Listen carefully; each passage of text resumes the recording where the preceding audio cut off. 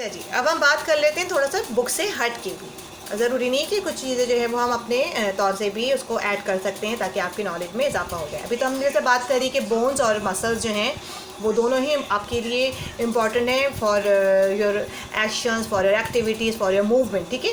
और अभी आपको मैंने बताया कि 300 बोन्स जब बच्चे की पैदाइश होती है तो उस वक्त तकरीबन 300 बोन्स होती हैं बच्चे के अंदर, बट बाय द टाइम वो बोन्स जॉइंट होती रहती हैं, जिसके बाद वो तकरीबन 206 रह जाती है और हमारे पास तकरीबन 650 मसल्स होते हैं। कुछ ऐसे, अच्छा, हड्डियाँ भी जिस तरह से छोटी हो सकती हैं और कुछ बड़ी होती है, जैसे थाई बोन जो है वो सबसे हमारी लार्जेस्ट बोन है। और इसी तरह से हमारे मसल्स जो होते हैं वो भी छोटे और बड़े हो सकते हैं। जैसे अगर हमारे लोअर पार्ट के अगर आप बॉडी पार्ट का देखें तो उसका मसल सबसे ज़्यादा लार्जेस्ट है, और जबकि आपके कानों के जो मसल्स होते हैं, कान बहुत छोटा सा एक मसल है लेकिन स्मॉलेस्ट वन है। और जो बटक्स बोन्स होते हैं, लास्ट लोअर बोन्स जो होते हैं, हमारे लोअर मसल्स जो होते हैं लोअर पार्ट के बॉडी के, उसके मसल्स जो होते हैं वो बड़े लार्जेस्ट। इसी तरह से हमारी हड्डियाँ भी लार्जेस्ट भी हो सकती हैं, स्मॉलेस्ट भी हो सकती हैं।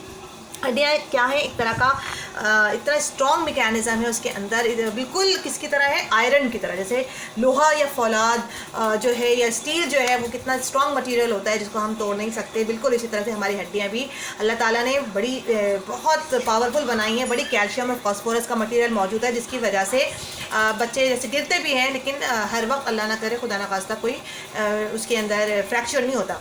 अनटिल अनलेस कोई बहुत गलत एक्टिविटी के साथ या बहुत स्ट्रॉन्ग फोर्स के साथ अगर इंसान गिर जाए तो बोन्स फ्रैक्चर हो जाती हैं।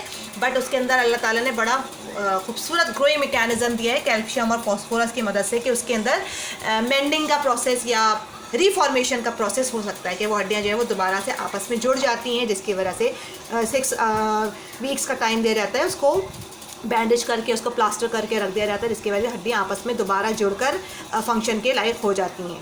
अच्छा, कुछ एनिमल्स भी ऐसे होते हैं जिनके अंदर शेल्स मौजूद होते हैं, जैसे मिसाल के तौर पे स्नेल हैं, सी शेल्स हैं, शेल फिश हैं। ऐसे एनिमल्स होते हैं जो कि अपनी प्रोटेक्शन के लिए उनके अंदर शेल्स मौजूद होते हैं। अच्छा, अगर हम बात करें दो इम्पॉर्टेंट एस्पेक्ट्स ऑफ एनिमल्स की, इसमें आ जाते हैं एक इनवर्टिब्रेट्स का और दूसरा वर्टिब्रेट्स का एक ग्रुप है। ऐसे जानवर जिनके अंदर रीढ़ की हड्डी मौजूद नहीं होती। रीढ़ की हड्डी क्या होती है, हमारा बैकबोन, ठीक है, जिसको हम वर्टिब्रल कॉलम कहते हैं। अगर आप बैक साइड पे अपनी टच करने की कोशिश करें लास्ट पे, अगर सर के नीचे से, हेड पोर्शन के नीचे से बैक साइड पर अगर आप फील करें तो आपको बाकायदा वो रीढ़ की हड्डी वो फील हो रही होती है।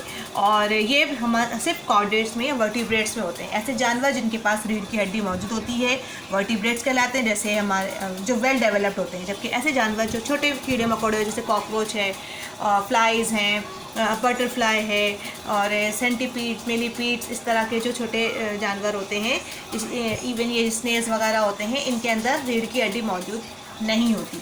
स्नेल की बात कर रही हूँ मैं, स्नेक की बात नहीं कर रही। सांप के अंदर रीढ़ की हड्डी मौजूद होती है। तो जब वो जानवर जिनके अंदर रीढ़ की हड्डी मौजूद नहीं होती, they are called as invertebrate, and those we have got vertebrates I have got vertebral column और द बैकबोन।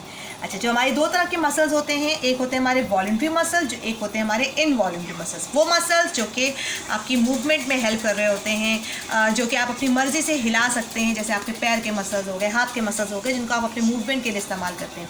वो कौन से मसल्स होते हैं, वॉलंटरी मसल्स। इनका नाम वॉलंटरी क्यों है, क्योंकि आप इसमें अपनी मर्ज़ी चला सकते हैं।